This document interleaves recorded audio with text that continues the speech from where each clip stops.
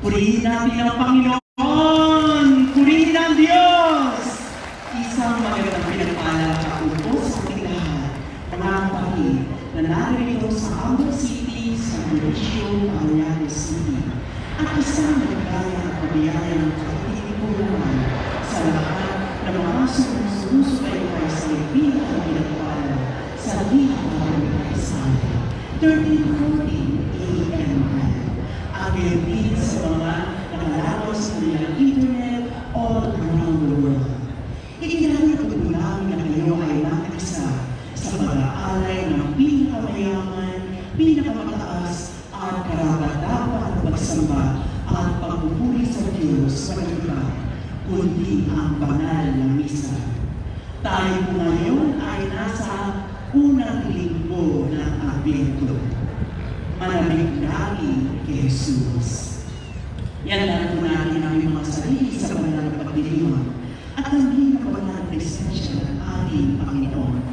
Sama-sama natin awitin ang pambungad na awit.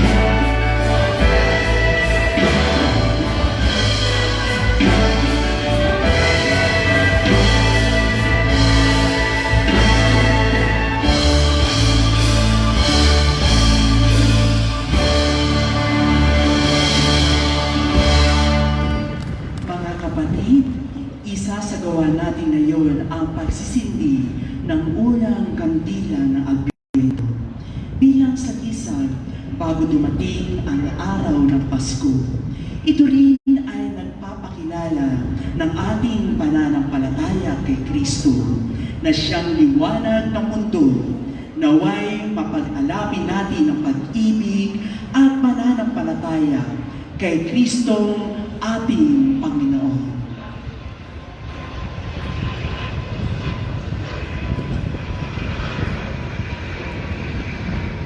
Panginoon, ikaw po ang liwanag ng mundo. Ang iyong aral at halimbawa ay aming patnubay sa paglalakbay sa buhay na ito. Liwanagan mo po ang aming isipan at papag-alabing ang aming mga puso sa pananampalataya at pag-ibig sa iyo. Ikaw na nabubuhay at nagkahari kasama ng Diyos Ama, kaisa ng Espiritu Santo, ngayon at magpakailanman. Amen.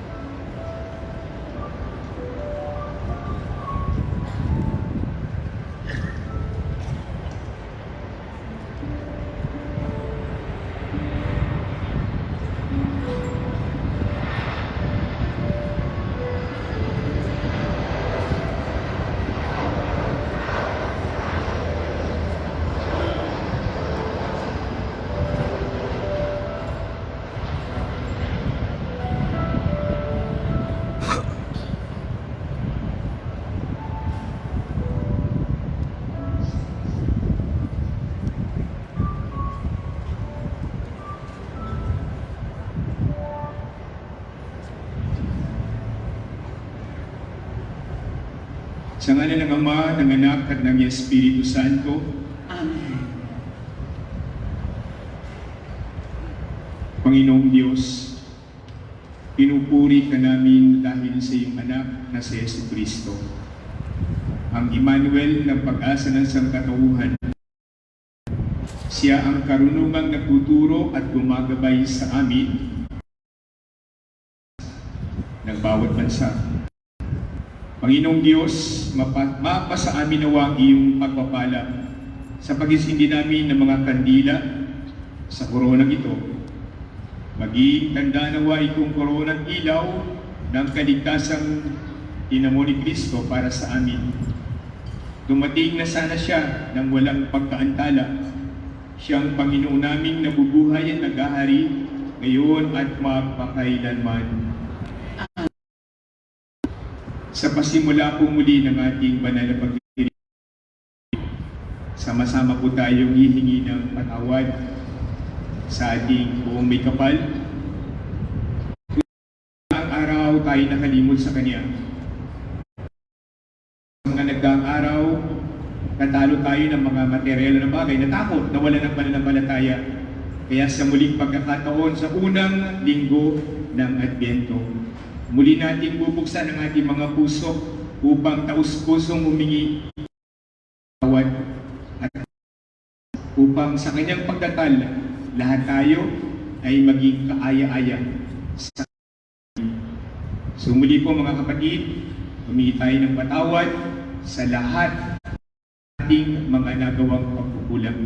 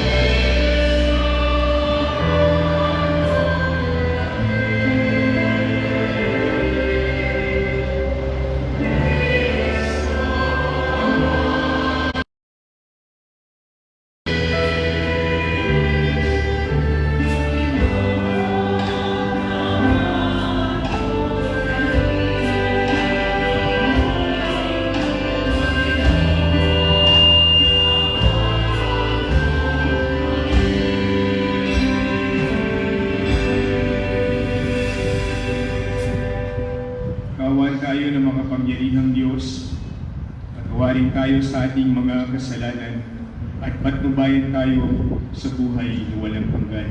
Amen. Tayo manalangin.